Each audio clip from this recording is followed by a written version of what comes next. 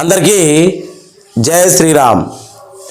భారతదేశంలో ఉన్న రైతాంగానికి ఈసారి 22వ విడత 4000 రూపాయలు పొందబోతా ఉన్నామా?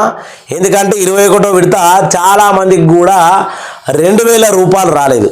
ఎందుకంటే మన సోమరిపోత్తనం, ఆడ ఈడ టైంపాసులు చేసుకుంటూ ఉంటాం, సినిమాలకు షికార్లకు తిరుగుతూ ఉంటాం. గ్రూపుల్లో ఏదైతే వాట్సాప్ గ్రూపుల్లో కావచ్చు, అలాగే ఇన్స్టాగ్రామ్లో కావచ్చు, అలాగే సొల్లు కబుర్లు మాట్లాడుకుంటూ ఉంటాం. కానీ పిఎం కిసాన్కు సంబంధించి జనవరి 2026 కొత్త నిబంధనలు వచ్చినాయి. ఆ రూల్స్ పాటించాలి, మరి మన వ్యవసాయ భూమి గురించి వచ్చినటువంటి పెట్టుబడిని మనం పొందాలి అనే ఆసక్తి మన దగ్గర ఉండదు. ఎందుకంటే ఈ సోమరిపోత్తనం ఎట్లయిపోతుంది అంటే మన కాళ్ళు చేతులు మనకు బరవైపోతున్నాయి, ఇట్లా అయిపోతూ ఉన్నాం. అది ఎందుకంటా ఉన్నా అంటే నేను అనట్లేదు. ఆల్రెడీ 2 తెలుగు రాష్ట్రాలలో ఆంధ్ర తెలంగాణలో కలుపుకొని ఈ 21వ విడతల ఇన్సును మించు 8 లక్షల మందికి పిఎం కిసాన్ పైసలు రాలేదట. ఇది సెంట్రల్ గవర్నమెంట్ ఎవరైతే వ్యవసాయ మినిస్టర్ ఉన్నాడో ఆయన చెప్పినటువంటి ముచ్చట. తెలుగు రాష్ట్రాలలోనే 8 లక్షల మందికి పిఎం కిసాన్ యోజన పొందలేరు. అది కూడా ఎవరో ధనికులు కాదు, చిన్న సన్నకారు రైతులు. మరి ఎందుకు పొందలేరు, ఏం కథ అంటే ఈ విషయం చూద్దాము. 4000 రూపాయలు పొందే అవకాశాన్ని పొడగొట్టుకోకుండ్రి, ఈ విధంగా మీరు ఫాలో కండి అని నరేంద్ర మోడీ అలాగే వ్యవసాయ మినిస్టరు మనకు అప్డేట్ ఇవ్వడం జరిగింది. దాన్ని మీ ముందు పెట్టబోతా ఉన్నా. మరి సోమరిపోతానని వదిలేసి దీన్ని ఒకసారి ఫాలో చేద్దామా, లేకపోతే అట్నే ఉందామా చూద్దాం.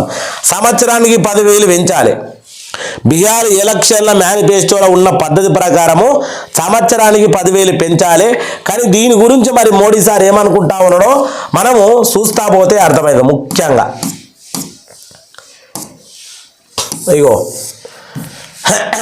పిఎం కిసాన్ 22వ విడత అప్డేట్. ఈసారి కొంతమందికి 4000 వచ్చే అవకాశమా? తప్పనిసరిగా చేయవలసిన పనులు. పిఎం కిసాన్ 22వ ఇన్స్టాల్మెంట్ జనవరి 2026. పిఎం కిసాన్ ఎప్పుడు విడుదల అయ్యే అవకాశం ఉంది? ఒకటి మనకు ముందు అదే డౌట్ ఉంటుంది. కానీ కింద రైతులకు ప్రతి సంవత్సరానికి 6,000 సహాయము 3 విడతలుగా జమ అవుతుంది. ప్రతి విడతకు 2,000 చొప్పున డైరెక్ట్ బెనిఫిట్ ట్రాన్స్ఫర్ ద్వారా పంపిణీ చేస్తారు. 22 విడతలు ఫిబ్రవరి ఆల్రెడీ మనకు ఇది అయిపోతా ఉంది. ఇంకో 15 రోజులు అయితే ఈ ఏదైతే ఫిబ్రవరి 22వ విడత డబ్బులు జమ అవుతాయి. మనం 4,000 రూపాయలు పడే మనం అవకాశం ఉన్నా కానీ ఎందుకు పోతా ఉంది అనేది మనం తెలుసుకోవాలి. ఇగో ఈ అవకాశాన్ని మనం చూసుకున్నాం.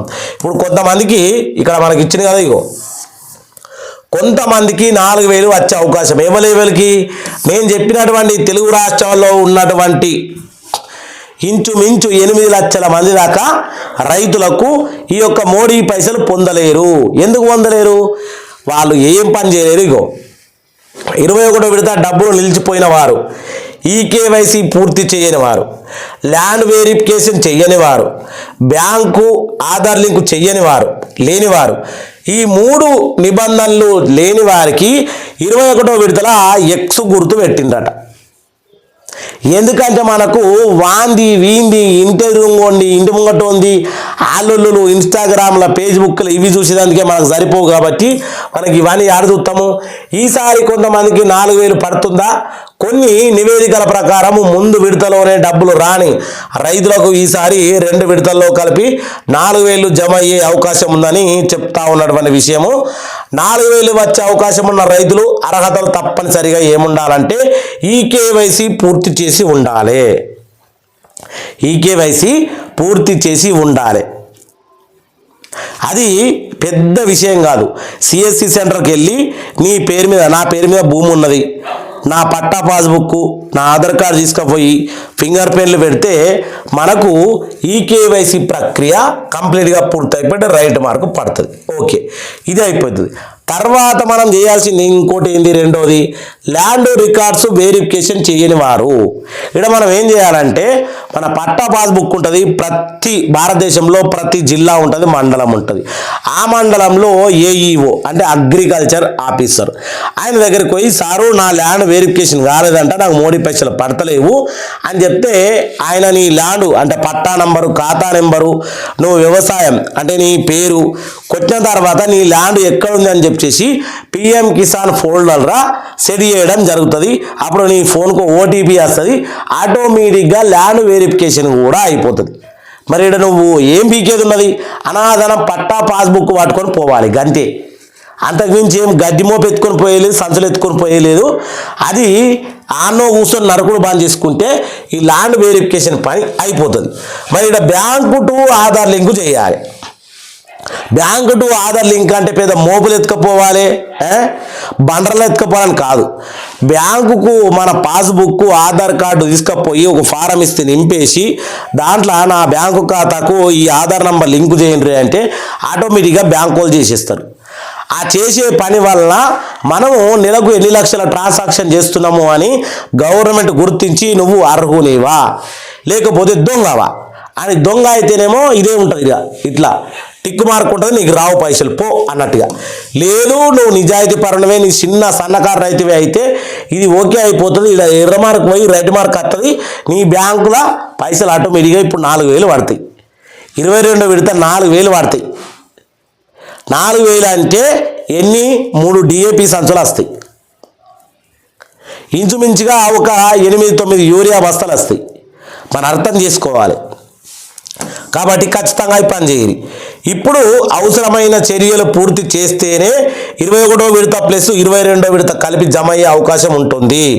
అయితే దీనిపైన అధికారిక ప్రకటన ఇంకా రాలేదు. అంటే ఏ తేదీ నాడు విడుదల అవుతుంది 22వ విడత మనకు అధికారిక ప్రకటన రాలేదు. కాబట్టి అయ్యలారా మీరు ఈ నేను చెప్పినటువంటి 3 పనులు, మళ్ళీ ఇంకో పని ఏంటంటే మీ మొబైల్ నంబర్ అప్డేట్ ఉండాలి, అదే ఆధార్ కార్డుకు లింక్ ఉండాలి. దాన్ని పక్కా చేయించి తీరాలి. చేయకపోతే మీకే నష్టం.